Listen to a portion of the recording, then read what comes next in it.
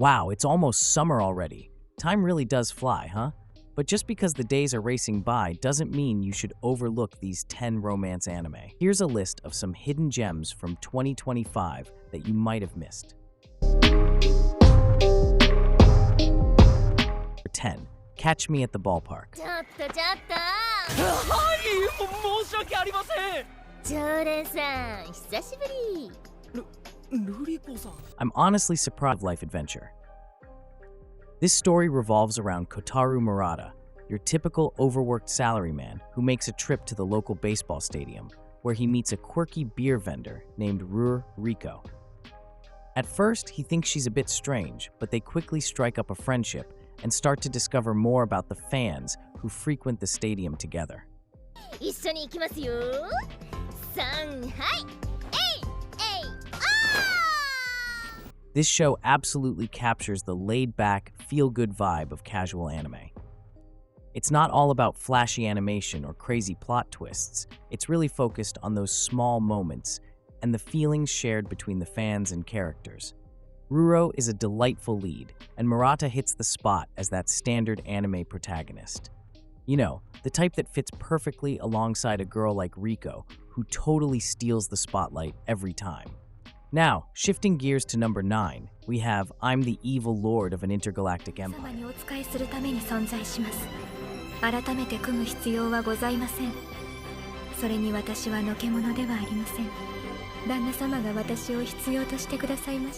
Liam had a rough go in his past life. Drowning in debt and backstabbed by his wife, he was really over it all. But now, reborn as a member of a powerful interstellar ruling family, he's determined to live life for himself and maybe even embrace his inner tyrant. No matter how much Liam tries to embrace his evil side, everything he comes into contact with somehow ends up thriving.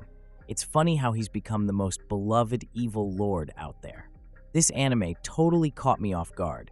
It's about a guy who wants to be a villain, but ends up doing good instead.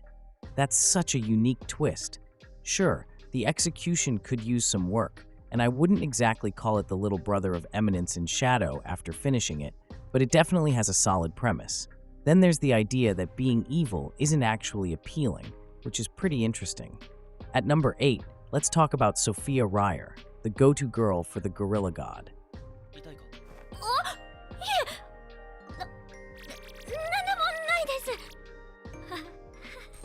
She's the quiet daughter of a count, about to turn 16, in a world where everyone gets blessings from animal gods that shape their destinies.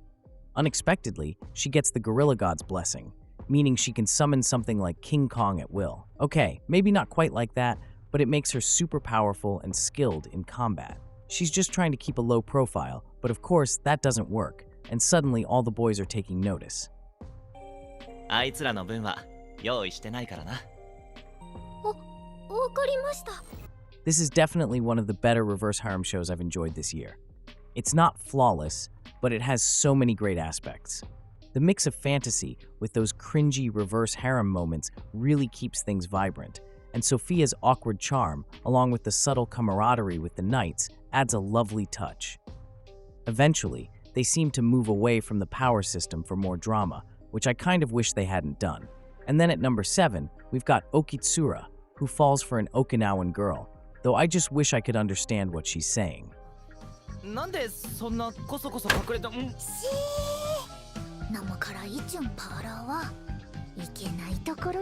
Figuring out girls can be tough, right? So, our guy Teru moves to Okinawa and meets this super lively girl, Hina-kan. But there's a twist. She speaks with a heavy Okinawan accent, and Teru just can't make sense of it. Thankfully, Hina's friend Kanahiga steps in as a sort of translator, though she's got a crush on Teru and keeps it to herself. Now, we've got a love triangle going on. A guy, a girl with a thick accent, and her translator. What could possibly go wrong?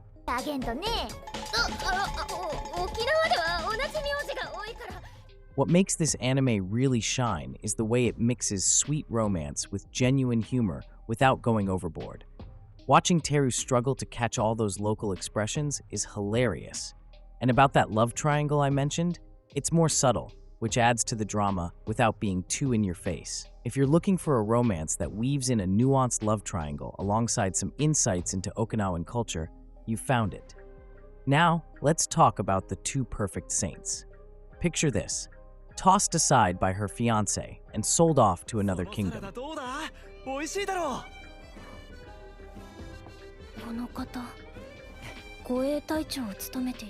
In Gertonia, the Ador family has been known for producing saints that shield the realm from calamities.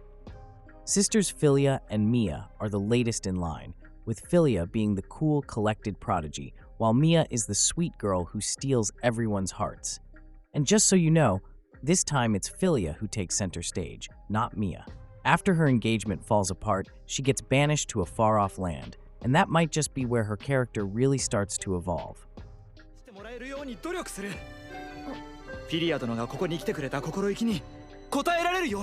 The Two Perfect Saints strikes a nice balance between familiar romance and character moments, and it never feels overdone.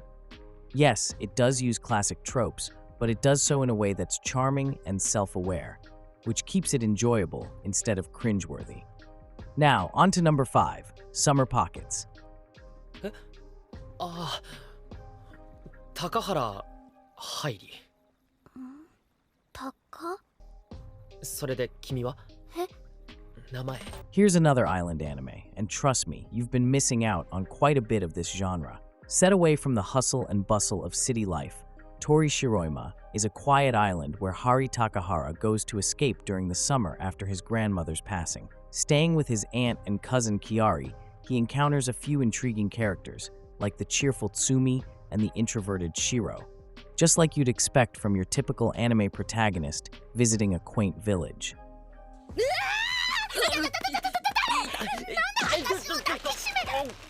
It doesn't take long for him to discover that the island holds more mysteries than he initially thought. Now, adapting visual novels into anime can be a tricky business, but this one nailed it. Mostly. Sure, it might not be a masterpiece, but it certainly gets the job done. The blend of quirky characters amidst the serene island backdrop. Moving on to number 4, Welcome to Japan, Miss Elf. Yeah, ohayo, Mari. Kazukiro Kitas has this incredible ability to navigate between worlds in his dreams. You know, like you get to travel through different realms in my site, EC Kagan. Alright, now that the awkward self-promotion is out of the way, let's dive into Kazuhiro's wild ride where he faces a dragon, meets his demise, and then gets whisked back to reality by his loyal elf sidekick, Mirabelle. Things really take off when Mirabelle turns up asleep next to him in the real world. Forget your typical isekai.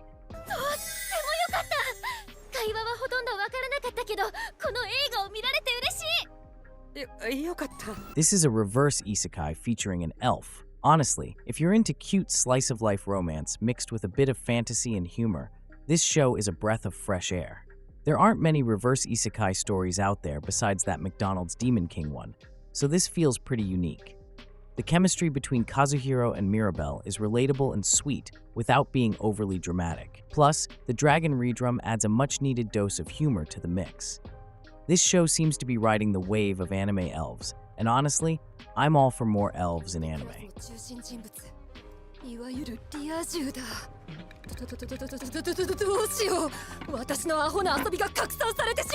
Let's talk about Atabata. She's not your typical female lead. Instead of being the popular girl, she's this stubborn outcast who believes fairy tale love is meant for others. Yet every morning, she hangs out by the flower beds at school, lost in her thoughts. Then, Yusuke Ueno, the friendly golden boy of the school, unexpectedly decides to befriend her. And of course, she starts questioning why he would even want to be friends.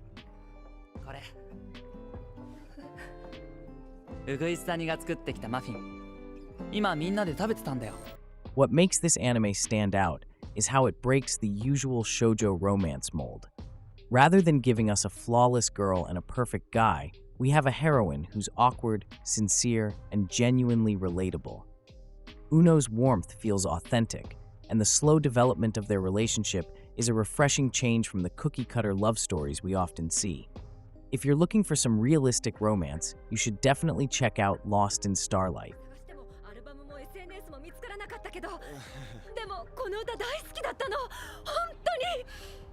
This one's got a bit of a K-drama vibe, though I guess it's K-anime.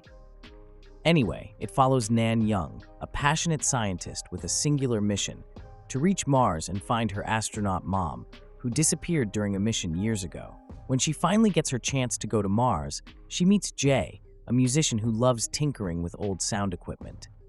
They quickly fall for each other, but soon enough, both realize that getting to Mars is way trickier than Elon Musk would have you think.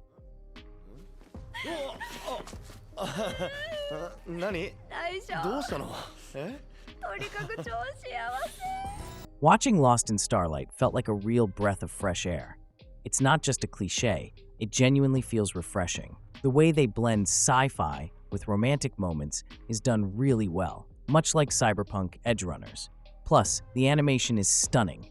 It has that classic Makoto Shinkai vibe, even though it's all produced by a Korean studio. If you're into love stories set in deep space, this is one you shouldn't miss. Now, onto my top pick, Rhina Sonakari Season 2. おめえやっぱ顔赤いんじゃね熱でもあんじゃねえか I know it's technically a sequel, but surprisingly, a lot of folks didn't even realize it was out. This new season really steps things up. Rhina, our quirky protagonist, kicks off her second year of high school sitting beside her boyfriend Ryewol. Their chill school life takes a twist when Riku, a flashy new transfer student, shows up and turns out to be Rhina's long-lost childhood friend. やるよほらもっと近づかねえと But instead of crazy adventures, you get some wild romance. The first season was packed with funny, bizarre moments, and the second season keeps that going.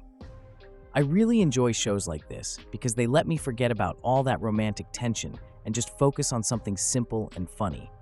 Plus, it does something that a lot of rom-com and slice-of-life anime often miss. Relationships that actually make sense instead of just relying on random fan service.